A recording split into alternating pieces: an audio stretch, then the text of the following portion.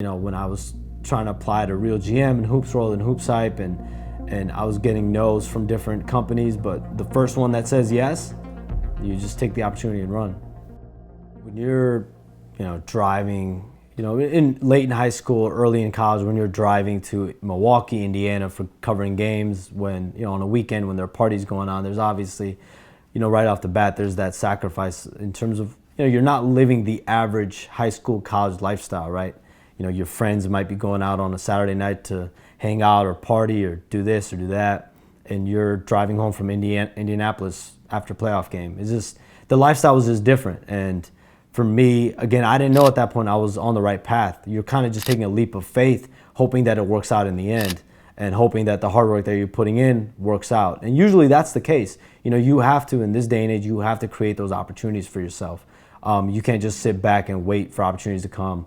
And so for me, that was kind of my mindset. Like, I'm going to go get it. I'm not going to wait for this to come to me. And with social media in today's day and age, like, I think that's what provided me the outlet. So there's no doubt, there were people around in high school that would say, like, yo, dude, you're way too obsessed with sports. Like, what are you doing? Like, you're a loser. You're way too obsessed with sports. But in my mind, I don't really care what people thought. I still really don't care what people think on social media and everything like that. As long as you feel in your heart that what you're doing and the work ethic you're putting in is the right way, that's really the only thing that matters, and obviously the people that you love and respect the most. And so for me, sometimes, like early in high school, I would just be, I wasn't writing anywhere, right? But I would put my thoughts on Facebook, right, on my wall. I don't even know if it's still up. Hopefully it's not. But I would just go on these rants, and then, you'd have people comment or text you like, yo, dude, you're too obsessed with basketball. To me, like, now I look back at it, like, yeah, I am too obsessed with basketball.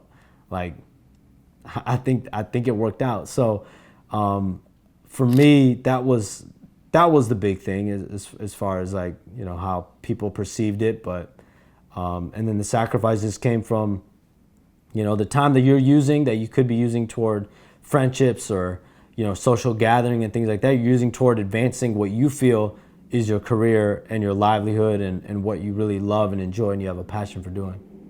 So for me, it was about not taking no for an answer. I wanted to, I feel like everyone now has a lane and an opportunity, especially with technology and social media, to go find their niche and go, whatever they're passionate about. So for me, it was writing. So initially, like, I wasn't thinking about breaking news, it was about writing. So that was my niche. That was my forte. That's what I had my mindset on. So if that's where your mind is at, if you want to be on camera, if you want to be, behind the camera, if you want to be the producer, if you want to be the guy that's giving the ideas, like, put your energy into what you really want to do. And then I feel like after that, you get different lanes. So for me, it was all about writing. So I put all my energy and effort into writing, and everything that's come out of it has been a reflection of that. So I put all my energy into that. Then came, the relationship. Then came, sourcing. Then came trying to, get involved in the news that I grew up wanting to report on. Then came, the video. Then came this. So